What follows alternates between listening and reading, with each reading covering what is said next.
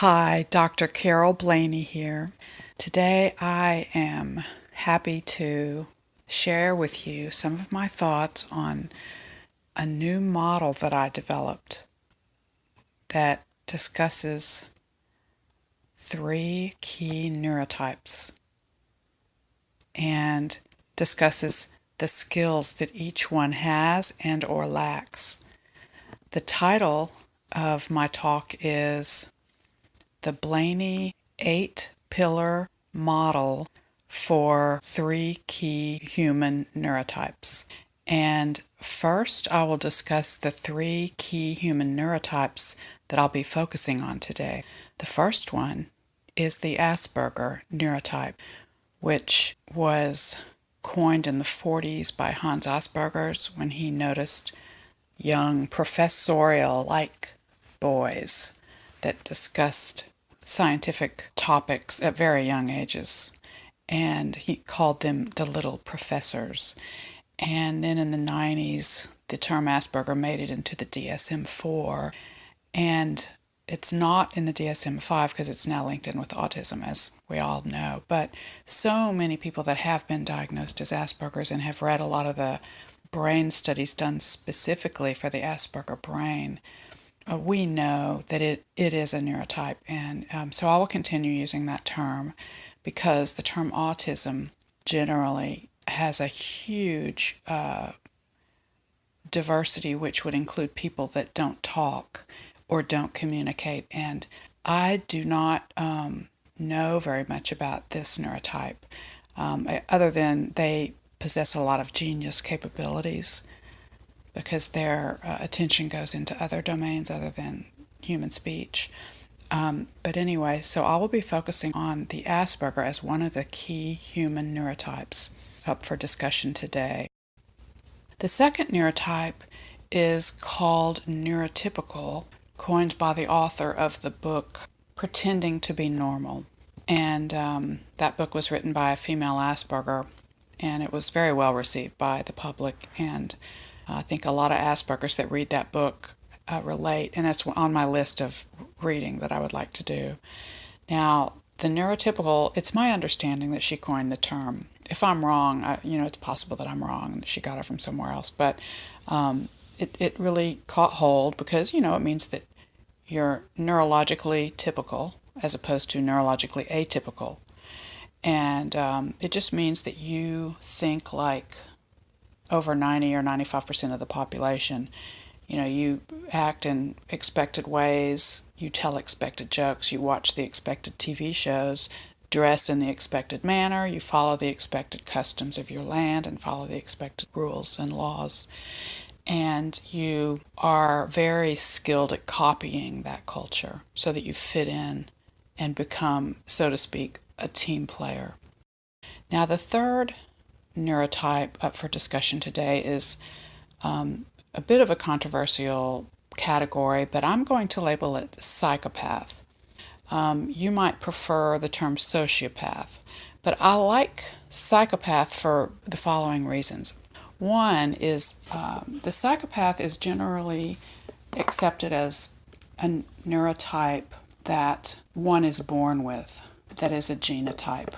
And the sociopath is often thought of as a similar acting human being, but one who has a normal genetic neurotype, a normal genetic genotype for their brain, but because of harsh childhood upbringing, trauma, and abuse, this human being grows up with many of the same characteristics of the psychopath, namely breaking the law and hurting others and stealing and so forth. And a lot of the psychopaths and sociopaths end up in prison.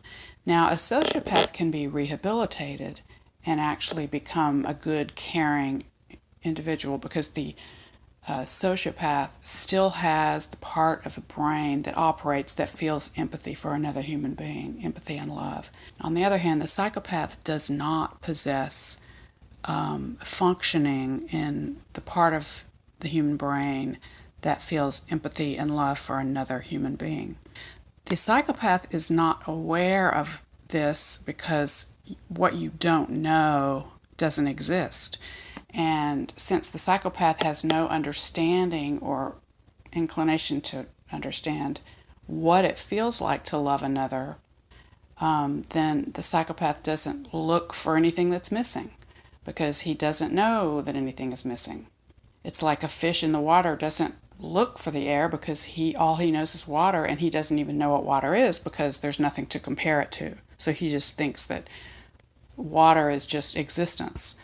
So the psychopath just accepts that he doesn't feel love and caring, and he doesn't miss it because he doesn't even know what it is. And when he hears other people talk about it, he calls it a weakness or a human frailty. So we will discuss these three neurotypes, and I will elucidate the characteristics of each one of these as I go through 8 key neurological skills that I have thought about for quite a long time. I've narrowed it down to 8 skills. I'll read the skills out first, and then I'll talk about how each neurotype has or lacks each of these skills so that we can then have a systematized view of these 3 key human neurotypes and better navigate our way through this complex web of diversity, knowing that these skills exist, and also have compassion for the neurotypes that lack certain skills that we have, whether you're an Asperger, a neurotypical, or a psychopath. So let's move to the skill sets. The first one is the skill of body language. That would be the ability to observe another person who's, let's just say they're talking, and you observe their eye movements, their pupil dilation, their eyebrow position, facial expressions in general, their body posture, their head tilt, their foot movement, everything they do visibly, and even with the tonality of their voice, you are able to read that person's fears, their emotions, and their intentions. In other words, what neurotypicals call theory of mind, that would be in the category of theory of mind, is the ability to read someone's body language so that you can predict the intention and the desires of that human being. And the second skill is what I call group dynamics. This has some overlap with body language, but I'm distinguishing it because it includes, for example, in the corporate world, when you have a job and there's a boss and there's this hierarchical structure, the group dynamic skill includes the power games that are played in the corporate world, or the power games that are played in the high school and the middle school and even the elementary school and even in kindergarten. All the schools, there's a boss, there's the professor on top, and then the students, and in the middle is the TAs. There's the family group dynamics, the boss is the parents, and then you've got your babysitter who sort of doesn't have any clout, the kids who sort of feel powerful over the babysitter. And so there's a lot of group dynamics on our planet, and I just pointed out 3: the family, the corporate world, and also school, to give you an idea of what I mean by group dynamics. Sometimes group dynamics would include one-on-one communication, but generally it's with 3 or more people. The third skill is what I call mirror neurons. Now, that doesn't really sound like a skill, does it? But right now that's the working title of this skill because it reflects, first and foremost, what scientists have discovered exists in humans, mirror neurons. Now, personally, I don't know if these are particular neurons that exist in a certain place or if this is just a term they give for the phenomenon that when you observe someone fall and hurt their knee, and that's happened to you before, then observing someone fall elicits in you about 10% of your mirror neurons, according to the papers I've read. 10% of your mirror neurons might fire and then give you the sensation of the bad feeling that it feels like to fall and hurt your knee, because you might cringe, go, oh, or when a man watches another man get kicked in the balls, his body physically tightens because he's most men, that's happened to them sooner or later in life. You get damaged in the balls, you fall down or whatever, and so the man will see another man get hit in the balls, and he'll cringe and go, that's mirror neurons firing. Women don't typically feel that because we don't have the ability to know what it feels like to get kicked in the balls, because women do not have balls. So the woman will have more of a affective empathy when they see it, because they know logically that it's very painful, because they see all the other men around cringing. So, they deduct it. Now, when a woman sees her child fall and get seriously injured, she then might have a similar reaction to a man who cringes when another man's balls get hurt. She'll cringe because she's still connected to her child in many, many ways that I won't go into. She'll feel surges of pain in her body. And some people are more apt to do this than others, which we'll get into when we talk about which neurotypes have more and stronger mirror neuron processes than other neurotypes. So that would be kind of the ability to physically feel the emotional pain or pleasure of another. We call that skill mirror neurons. That's the third skill. Moving on then to the fourth skill. I call this skill the ability or the automatic tendency to love your tribe. And this comes from, all of these actually come from ancient skills and functions that we had to have to survive. And they're all wonderful.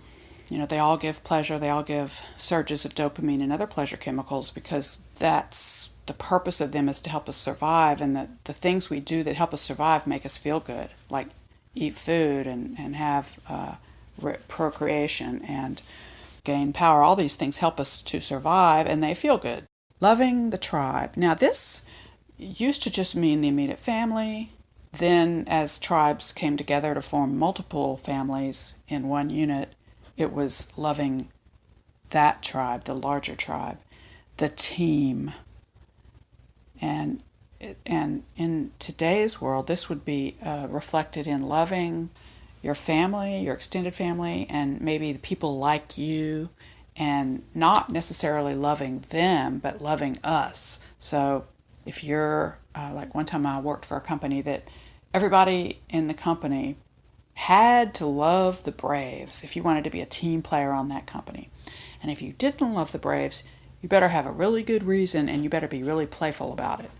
So the president came in, and he couldn't deny that he loved his home team, which is another red team from somewhere or whatever. But he always joked about it and made fun, and it was a good thing. He turned it into a good thing by cajoling his audience when he gave his end of the year cost projections. He would always open with some joke about his team versus everyone else's Braves. And so anyway, that's all about loving your tribe and following certain rules, like liking sports. He liked sports just like everyone else liked sports. And that was part of loving the tribe and fitting in and doing what everyone else does and wanting to be appreciated. But it also includes not loving them, which is not the Braves. Not like people that didn't like sports were excluded from that little team.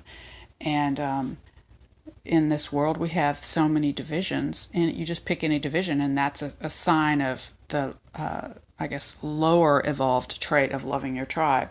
It's a bit narrow-minded when you think that you're better than any other country, or your race is better than others, or your religion is better than others. And it's all of these lead to this wonderful trait that got us to survive by sticking together is now what causes divisiveness and hatred, exclusion, and wars, and the inability to see the other person's point of view, and the escalation of, retribution. All right, so moving on. The next skill is, I call world equals self. Now, let me explain what that means. I can see I might have to revise some of these titles. But for today, world equals self. That's a mathematical equation. And this is the ability, and all of these skills are what people are born with. If you're born with a skill, I'm going to say this neurotype is born with this skill. This neurotype is born with this skill. Some neurotypes are born with the skill of seeing the world as the self. These are the people like Jesus that never hated, or people like Buddha that they understood that every man was equal. The Dalai Lama says that all men are equal and that they all want happiness. Everybody wants happiness. And a lot of people are born with this ability, and they don't understand why someone can possibly step on a bug and not care, because they just automatically care about stepping on bugs. And well, I'll just have a little diversion. One time, someone I know that I loved very much stepped on my pet caterpillar and squished it. And I was extremely upset. I mean, in that person's eyes, I was insane, because it's just a caterpillar. I mean, what? Just a bug? And you're crying? I wasn't crying. I was in a rage, because that was my pet. And I had bonded with it, and I loved all caterpillars. They turned into butterflies. What do you know? And people that rescue pets, these people have a little bit of that in them, or maybe a lot. And people that don't follow the conventions, and they just see people of every color and every religion as just a human, another sentient being, just like all the animals. They don't like to eat meat because why would I want to kill a cow? I mean, I just don't get it. That kind of mentality. So that is the skill of seeing the world as the self, the ability to realize that all sentient beings just want happiness and no one is better than the other. Any sense of being better than is a made-up, view that you made up in your own mind. There's no inherent reality to any of that. So we're all equal, that skill. Now, this is a bit tied to the next skill, number 6, which I call free of convention. Because you can't really love everyone equally to yourself if you're not free of convention. So one sort of dictates the other, or allows the other. So 6 would be necessary condition of 5. Free of convention, number 6, would be a necessary condition of world equals self, number 5. Because if you're not free of convention, then you wouldn't have any problem with eating meat, because everybody else eats meat, and you're not free of convention. In fact, you're trapped in the conventional rules of the day. So your mother ate meat, your father ate meat, and the cow dies, but everyone eats meat, so the cow must not be important. So you follow the convention and you eat meat, and thus you aren't seeing the world equals self. So people that have no qualms about eating meat, they don't have any sympathy for the animal, those are the people that are not free of convention. But there are a group of people that are free of convention, and these are the people that are not limited by the social norms. For example, people that really deep down don't care about fashion. I mean, they might follow the fashion because they're doing it for ulterior motives, like to not be bullied. They want to protect themselves, so they wear what they have to wear to be safe. So they work hard to learn the fashions and try to fit in so they won't be hurt, So, but they're not limited by the social norms. They don't assume that a scientific equation that they were taught in school is true. So now we know what free of convention means, not limited by social norms. This also goes in the physics culture. Those that are free of convention in physics are often ostracized, and their ideas are never heard. And these aren't my words. This is just something that was discussed by Lynn McTaggart when she was talking about physicists with new ideas. Typically, they might even get published, but it might be 50 years before their ideas actually take hold, because the majority of the world is neurotypical, and they're bound by convention, as we'll see when we discuss which neurotypes have which skill. Well, that was skill number 6, free of convention. Should call it freedom from convention. Then it's more of a noun. Now, 7. I've got 2 more to go here. 7 is a skill called systemetizer. You're good at being a systematizer. And in fact, you are actually a hyper-systematizer. People that aren't good at systematizing, when they see someone that is good at systematizing, they call that person a hyper-systematizer. When in fact, the systematizer is just normally good at it. They're not really hyper in any way, but the people that aren't good at it think it's hyper systematization. Because kind of like, okay, let's see, I'm terrible at playing piano. So when I hear someone really good, I say, oh my God, they're a genius. Oh my God.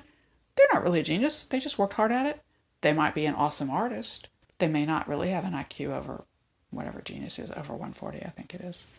So the same goes with hyper. So some people are very good at systematization. Scientists are often very good at this. In fact, you have to be, because a lot of the classes that you take demand that you are able to systematize. Now, the last skill and eighth skill is something that might be a bit controversial to people that haven't read a broad time span of literature on the subject in the last 125 years.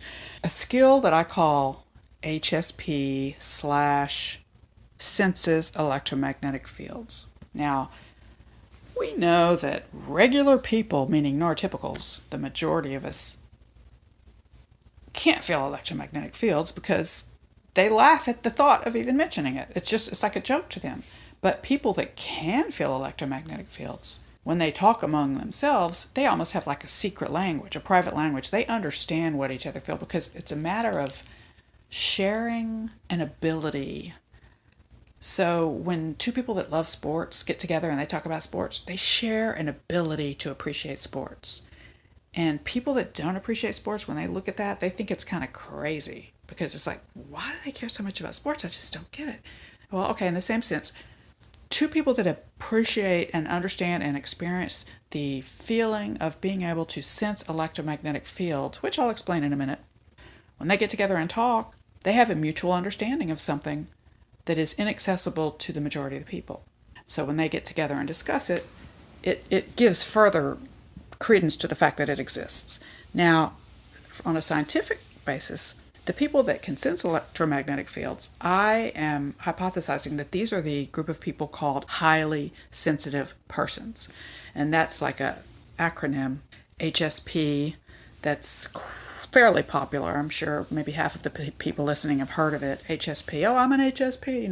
That means you're really sensitive to either your senses are sensitive. It's like your volume is turned way loud to receiving data. So I've always known that I was an HSP. And when someone called it that and labeled it and told me what it was, I was like, oh, of course I am. I smell things more than anyone else. I can taste a metallic taste in something for a week after I take a pill that has a metallic element in it. No one else can even understand me when I say that I can still taste that taste. If I eat garlic, I just can taste it for 3 days afterwards, and even smell it on my fingers. I can hear the fluorescent bulbs whining in Walmart, and it makes me nauseous and irritable, and like I want to get out. I'm just like, I have a panic attack because it's like sounds so terrible, like a fingernail scratching on the blackboard. Now, neurotypical, all the main regular people all understand that scratching a finger on the blackboard hurts your ears. I'm pretty sure everyone hates that sound. They don't have blackboards anymore, but any person that's ever heard that sound knows that it's torture. So that's how many sounds and smells and touchy things that touch your skin are for highly sensitive people. Highly sensitive people also can have digestive troubles because they are so sensitive. Their nervous system tends to overreact. And these people do very well and in fact are designed to live in a natural environment in quiescent nature. The ability to sense electromagnetic fields is hypothesized by me and others to be caused by the fact that we have metal elements in our body. And metal elements react very strongly to electromagnetic fields, and just like compasses do. And it's well known that birds navigate via the electromagnetic fields of the earth with metallic particles in their head. And I believe they're iron, but it might be manganese or something. It's some metal, okay? Well, humans have metals in their body too, so you could hypothesize that it is caused by that. Another hypothesis, and it could be all of these, or a grouping of these, another hypothesis is that our most conductive tissue in our body, and the tissue that is linked to acupuncture, as described by the author Dr. Daniel Keown, Keown, in his book The Spark in the Machine. He westernizes acupuncture by explaining that the fascia, the tissue in our body that is the fascia, the connective tissue, is what carries the electrical currents that are the main phenomenon of acupuncture. And that is the phenomenon that electrical currents can communicate almost instantaneously across the body. So we've got the fascia, we've got the metals in our body, and then our scientists of late, I would say in the last 50 years, have measured humans communicate to each other through space in this way. So if you have, like, say, a husband and wife that are close, they're close people, and you move them into separate rooms that are electrically insulated from one another, and one person is upset by, say, seeing a series of photos, and then a horrific photo shows up of something that I don't want to mention because it's like horrific, then the other person, their gut will respond with electrical impulses in the same instant in time. That's just one example of a test. So there's the gut neurons that are picking this up. Then there's another test where people, let's see, they're about 10 feet away. I don't think they have to be close. They could be strangers. But you can take two people and have them be 10 feet away or closer. And when one person's heart rate changes, those changes will be picked up in their brain. Or whatever the state of the heartbeat is of one person, that rhythm, those properties show up in the brain waves of a person up to 10 feet away, and probably further. It's just that our instruments can't measure that. And the things that the person's brainwave picks up could be beats per minute and could be heart rate variability. These are all characteristics of the heartbeat pattern that reveal a person's excitement level and their calmness or their mood. And this has actually been done, is being done at the HeartMath Institute. And this would not only include the biological state of a loved one or a stranger, it would extend to people in crowds, and also to more than just people, animals, and also to electromagnetic fields from technology such as transformers, our computer, underground water lines, and maybe the worst culprit of all is what's called dirty electricity, which is a scientific term that means if you've got a lot of houses pulling current from a main power source, and every house has random switches going on and off, that affects everyone else's power input. And so no current is ever completely steady. It's just kind of got this chaotic pattern going on that's superimposed on top of a normal AC current. And that chaotic electromagnetic pattern that we're all exposed to, I think some people can feel that. And that's why when you go far away in nature, I hypothesize that I can finally relax and feel kind of myself. And whenever I'm in a city, I'm always on edge. I can never really fully relax until I escape the city and go as far away as I can from any dirty electricity, power lines, and radio towers.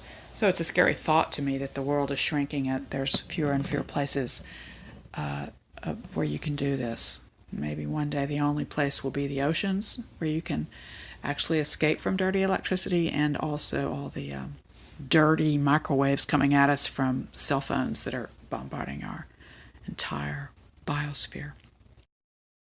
So now the second half of my discussion and presentation of this model, this 8-pillar model, will be to share how each one of the 3 key human neurotypes possesses this set of 8 skills. And the 8 skills are the 8 pillars. These are the pillars that make us who we are in terms of our personality. So let's start with the Asperger. They do not possess the skill to read body language.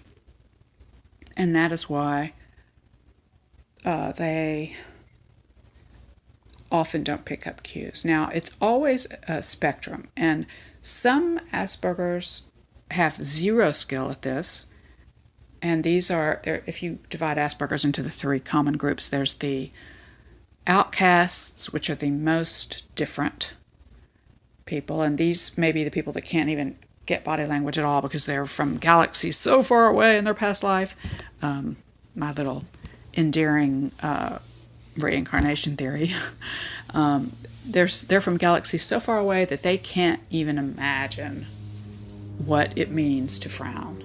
There's just no connection at all to the human body language patterns. And they have different ones. Like they might grimace their face when they're happy. So it's just a very different wiring that they have. Now then there's the loner aspies, which are sort of the run-of-the-mill aspie that are often bullied, and they usually develop a hard chip on their shoulder because they're tired of being bullied, and they stop looking at you, and therefore they stop reading your body language. But they might have some skill. And then there's kind of like me, just half Asperger, half neurotypical, and we have most of the Asperger skills, but for some reason we seem to manage to get along with the neurotypicals. It's just that it drains us so much because we have to process so much, to try to figure out this different culture. And so all in all, the Aspies lack the skill to read body language, some more than others. Now, I can read body language actually pretty well, and when I take tests for body language skill, I actually surpass the norm. But that's because I'm hyper paying attention. Like I can pay attention really well and notice nuances. But that's part of my skill. But and also I have to read the body language, and I process it in a much different way than other people. So I may not know what the body language is saying right then and there, but an hour later I'll figure it out. So it's not really usually in real time. But if I say watch a movie, I can figure out all the body language. So the body language skill is missing in the Asperger, but it's present in both the neurotypical and the psychopath. And in fact, they are so good at it, the psychopath is so good at it that he can manipulate you based on your body language because he can read what your intentions are and he can act on that. Okay, moving on to group dynamics. Aspie's skill in group dynamics is usually less than 0. And I think all of the Aspergers are low in this skill because the group dynamics is based on a survival mechanism and a pre-programmed software in the brain that is just basically lacking in the Asperger. I would hypothesize that there's like a capsule or something in the brain or some pattern that's imprinted when that baby's born, and it's just there. You don't have to try. You just get it. You just understand about hierarchy. But since it's not really a moral thing, the Aspie will cringe at group dynamics and political hierarchies because it's so immoral. Like all people are equal. That's a later skill I'll discuss, but the Aspies are the people with the skill of seeing the world as self. So they see the group dynamics of the neurotypicals as highly immoral. And yet the neurotypicals take it for granted as the truth. So group dynamics is very, very, very polarized as a skill. Aspies lack it, the neurotypicals have it, and the psychopaths also have it. The neurotypical has the skill of group dynamics because they have that pre-programmed software when they're born, which I use as a metaphor, and they just get it. They understand about hierarchy, and they do what they have to do to survive in their chosen spot, or I guess given spot in the hierarchy, and they do what they have to do to survive. And the psychopath's same thing. And the psychopath will, again, use that to his advantage to gain. So let's move on to the mirror neurons. Of course, we know the psychopath has no mirror neurons because I've said it several times in this talk already. The neurotypical has mirror neurons. About 10% of his mirror neurons fire when he sees someone fall and get hurt, and the neurotypical has fallen and gotten hurt in that exact same way. If you see something happen to someone and it's never happened to you, your mirror neurons are not going to fire. And if that has happened to you and it happens to someone else, your mirror neurons will typically fire and you'll feel that pain. And the Asperger, I'm going to step out on a limb here and hypothesize, really assert that, Aspergers have 100% of their neurons are mirror neurons. So if I see my son fall, I feel more pain than my son. I mean, literally, I do. My body writhes in pain when I see my son fall down when he was a little boy. Even now, like that, I can't even look at him if he mentions that he hurt himself. I feel a surge of pain go through my body from my head to my toes, and it's very, very painful. So and I used to say, oh, that's because I'm a HSP, a highly sensitive person. And it is tied to that. That's what makes Asperger's highly sensitive persons. And another reason why I'm not including autistics in this, because I don't know what the skills of the autistics are. I think it's too varied. You can't really say any one way, but Asperger's are more studied and more categorizable, especially that their left temporal lobe has been seen to be predictably open to let in all sensory data, or almost all. So that's why we're overloaded with sensory data, because we're letting it all in and we're choosing what we want to look at, as opposed to our pre-programmed tribal software telling us what to look at. Neurotypicals and psychopaths, they're being told what to look at, and they only see what they see. They only see what their pre-programmed software tells them to look at. Nothing else exists to them. But the Asperger sees it all, and then their conscious, logical mind decides what's important. And that's where a lot of the great science emerges from that trait. Now, where are we? We're at mirror neurons. The fourth skill, loving your tribe. I will say that this is a neurotypical skill. This is a neurotypical pre-programmed ability to love your tribe. And I'm going to say that the psychopath lacks this because they're not able to love anyone. They don't feel love and they don't feel compassion. So, and they're not evil as much as they are unable to do it because that part of their brain is asleep. Their MRIs show that psychopaths have the part of the brain that is universally expressed as empathy. It fires when people are feeling empathetic thoughts. Theirs never fires. The neurons are constantly asleep. And perhaps for the sociopaths, the childhood abuse that caused them to never feel empathy was a survival mechanism. So they somehow forced that region of the brain to shut off. But again, I digress.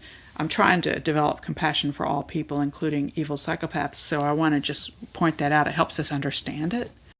And if you understand something, you're less afraid of it. And perhaps hate it less. So if we can eliminate hatred and replace that with understanding, that's what leads to compassion and fruitful negotiations.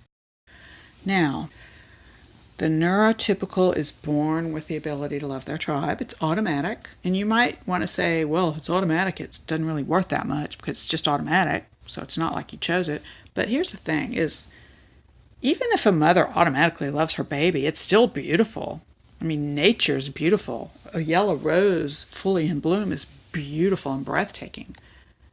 Doesn't mean the rose had to intend that it be beautiful. It just is, and that's a beautiful thing. So the aspie, let's look at aspie. Does the aspie love his tribe? Well, I assert that he does. And the reason he or she does love his tribe is they're born to love their tribe. They just don't react the same way. Because gazing into the eyes of your mother is not wired into the aspie. But loving your mother is, I assert. It's just that the aspie is so overwhelmed with the mother cooing at him and the fly buzzing over there on the wall doing an interesting pattern that the aspie may choose to look at that fly because he doesn't know that it's wrong to look away from his mother's gaze because he's just a baby. So he'll just look innocently at the fly and be amazed by it while he's enjoying his mother cooing at him and he's feeling so loved. So that's just an example of why I believe that aspies were born with the ability to love their tribe and the tendency to do that. However, if that aspie is bullied enough, he will learn to not love his tribe. And I've seen this over and over, where the parents are constantly trying to change the basic nature of their child and give them drugs and, make them change and quit. You have to go to school and do what everyone else does, and you have to do this, and the aspie just doesn't want to, and so they get mad at him and punish him. Those aspies are going to learn to not love their tribe. Because how can you love someone that treats you so mean? It's just not natural. It's like when Jesus says love your enemies, most people laughed at that. Like, how can you love your enemies? I don't think Jesus really said that. I think he said, forgive your enemies, for they know not what they do. Because the psychopaths don't know what they do, because they don't even know what empathy and love is. Well, so loving your tribe is natural for the aspie, but he can learn to not love his tribe. That's why I have a plus, and the minus is in parentheses, because that means you can learn to not love your tribe. But you automatically love your tribe when you're born. So parents, just let that be a reminder. If you have a little aspie child, remember, you don't want to teach him to not love you. You want to nurture that love. Look for it, because it's there. Now, and I think all parents who have aspies do eventually realize this. Now, the fifth skill, world as self. The aspies are born with this trait. And I probably don't need to say much about it since I've already talked about it a lot. We aspies love the world. We want to save the world because we don't want to see it get hurt. We can't stand it when we see a tree dying because of pollution, or the animals losing their home because of humans raping the land. So, we almost feel indignant when such injustices are done, and to a fault, to a literal fault. The neurotypicals are not born with this trait because they're born with loving the tribe trait exclusively, and their software tells them to not love the outsiders or at least to fear them because they could hurt you, which used to be the case and maybe still is. But the neurotypicals can learn to love the world as self by being spiritual people in whatever method they choose. And people that meditate and do compassion meditation is probably the fastest way to learn experientially to love the world as self and to become that. You practice a thought pattern and you ingrain it so deeply in your neurons that fire together so that they'll wire together, because nerves that fire together wire together. The psychopath cannot learn to love the world as self because the psychopath doesn't even know how to love his own tribe, because the psychopath has no mirror neurons and no feelings of empathy or love, because the part of his brain that feels that is asleep or dead or absent. The fact that the aspie is born with the world equals self skill leads them to want to work very hard to solve world problems and better the world. And the aspies that have learned to not love their tribe typically don't lose the automatic trait of loving the world as self, but it is possible.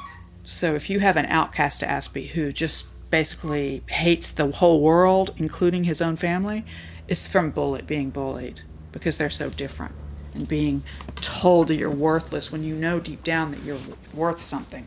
But if the whole world tells you you're worthless, you telling yourself that you're worth something because you logically believe it doesn't really cut it, because you're all alone and you have no one to talk to. And so you might escape the world and go live among the animals and be very happy, but you still hate the world and you hate your family. So that's a very sad situation to be in, which is why we should eradicate bullying.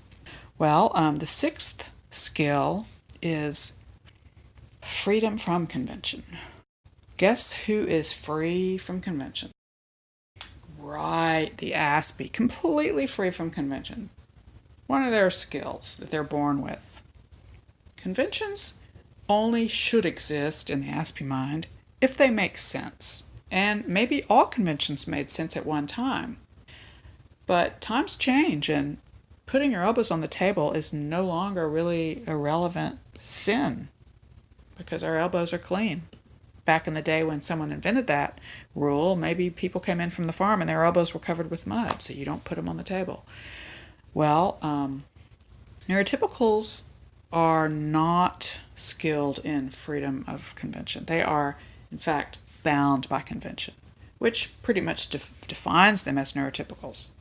Because since all neurotypicals follow the rules, then they must be bound by convention. So most neurotypicals will get the conventional haircuts, the conventional eyeglasses, the conventional clothes that match everyone else's. And the aspie, if they want to look normal, they have to work really hard at it. They have to maybe hire a fashion designer to do their wardrobe and help them hold their face a certain way and take speech lessons and learn how to talk more slowly or more quickly. The psychopath, the reason I have a question mark here is it's tempting to say that the psychopath is bound by convention, but I believe that the psychopath is only bound by convention in that it gets him what he wants. But he's not bound by convention in the same way that the neurotypical is. The neurotypical thinks that convention is reality. And so if a neurotypical is brought up in a certain religion, deep down they'll always believe that religion is the best way and the only way. As I've noticed in a few neurotypicals, that's just one example. It's like that's a good expression of the neurotypical trait. Whereas the psychopath, he won't care one way or the other about the religion, but he might follow it because he knows that it makes him look good, and then people will trust him, and then he can manipulate them for his own gain.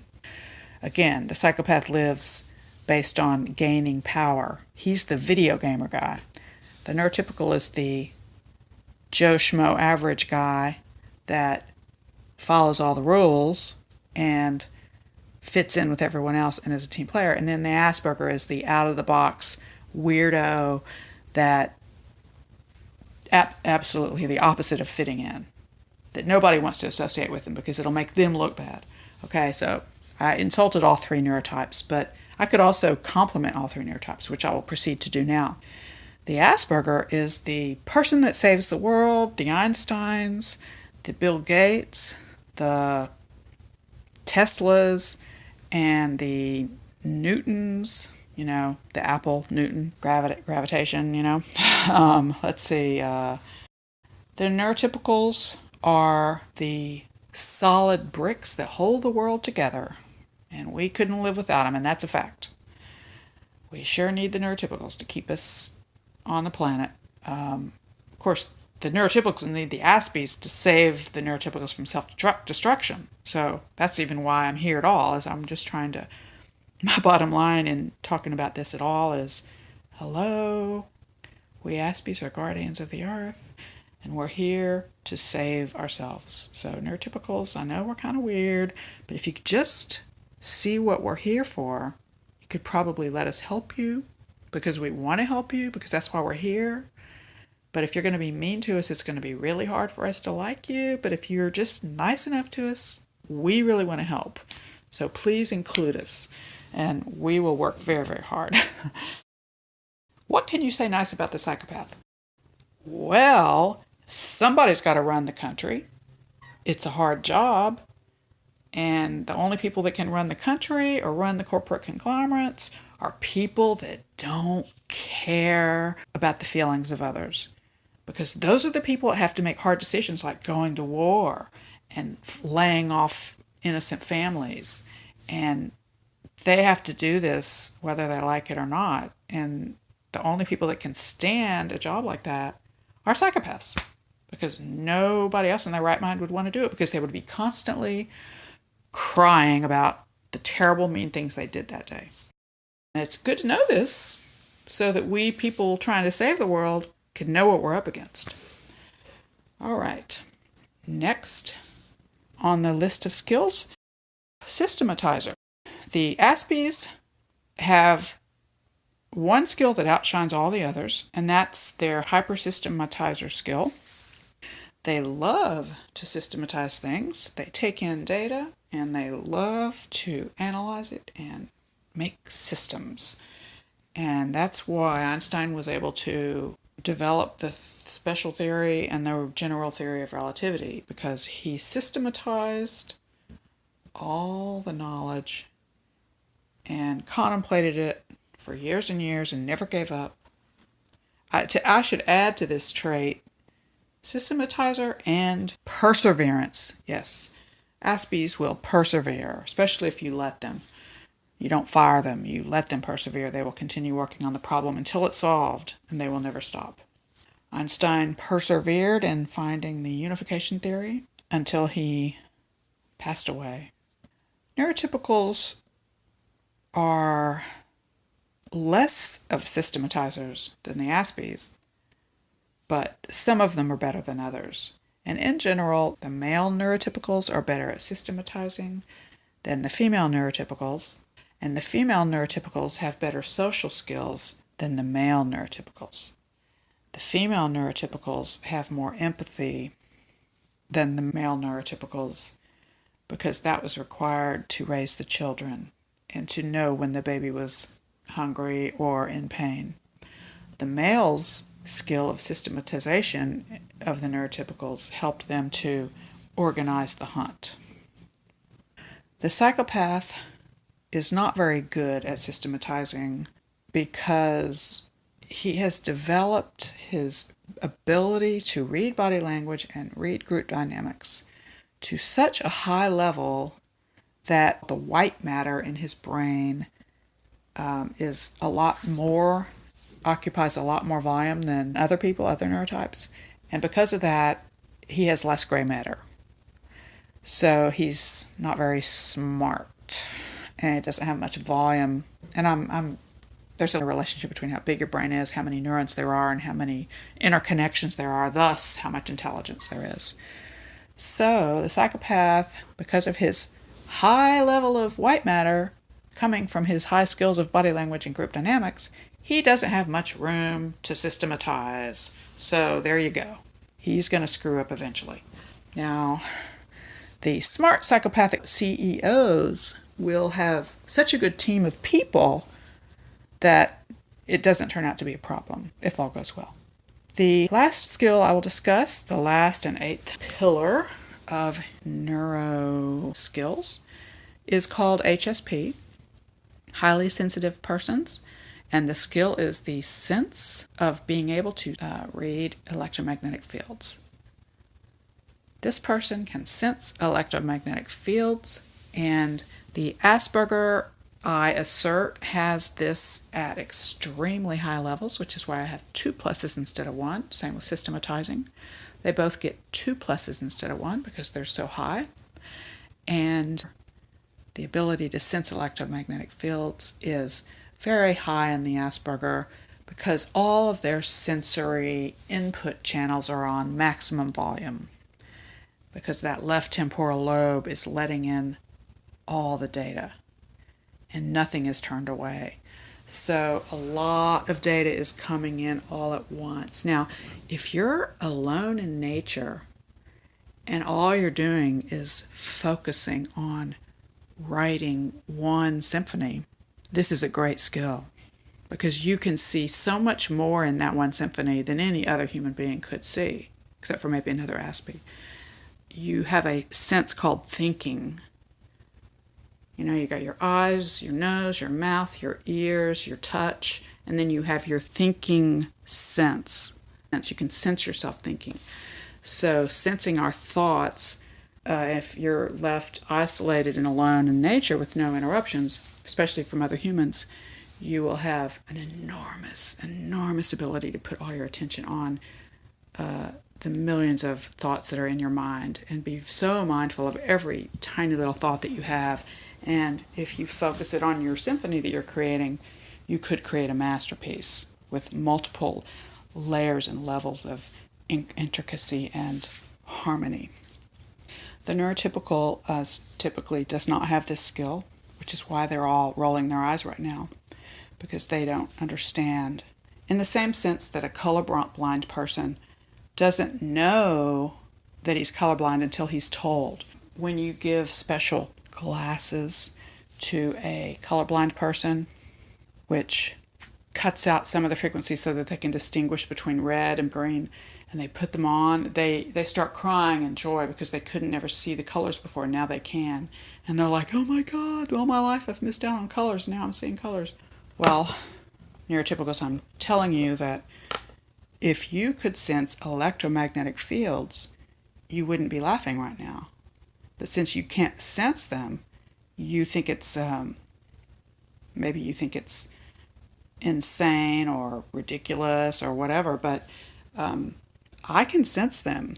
And what I feel is when I'm in bad electromagnetic fields or, okay, let me just give an example. Yeah, when I am sitting next to someone that is upset, and I'm not upset, but I'm sitting next to someone that's upset, I can feel a stabbing pain in my stomach, or I'll start getting a panic attack or something. And as soon as I leave that person, it goes away. And a lifetime of this, I know what I'm talking about because I've done a controlled experiment thousands of times, and it's just consistent.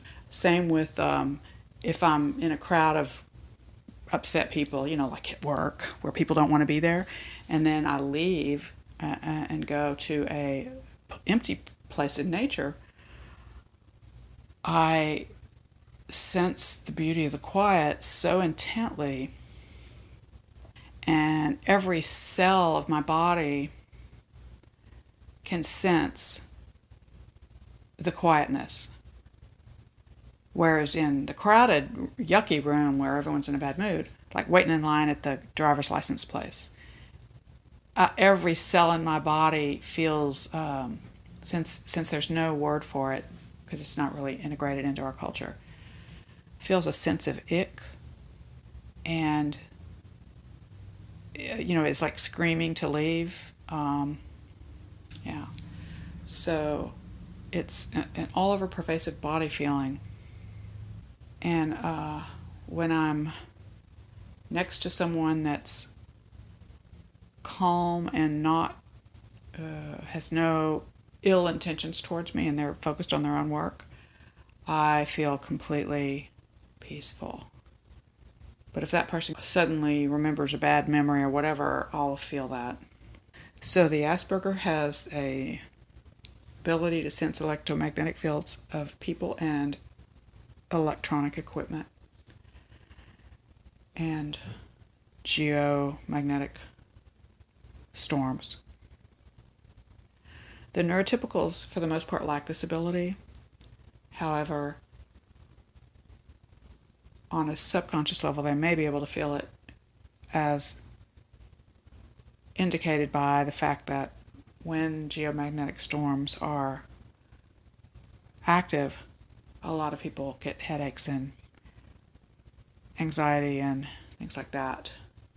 Positive ions can also cause feelings of anxiety, well documented for decades. The psychopath has no ability to sense electromagnetic fields. All right, this is the end of my discussion of the Blaney 8-pillar model of 3 key human neurotypes and their 8 skill sets. Well, thank you for listening, and so if you're still with me, thank you for your interest, and I would, since you've been here this long, I beg you to leave feedback, because I would love to hear somebody tell me that I missed a key skill. If you think I missed kinesthetic skill, I didn't miss that. I purposely left that out because any of these neurotypes can have that skill. And it's also not really a neuro skill. It's, yes, the nerves control our body motions, but this is more thinking. the thinking skills, and that's more of a body movement skill. So if you beg to differ and think I should include that skill, please tell me why, and how would you rate the Asperger, the neurotypical, and or the psychopath with that skill. And I would love to hear your thoughts on that, or any other thoughts you have, any questions, any thing you disagree with, or, if you're an aspie and you absolutely lack an electromagnetic field skill, I would like to hear what your evidence is that you lack it, that sort of thing. Thanks so much, and I wish you well, everybody. Have a wonderful day, and peace.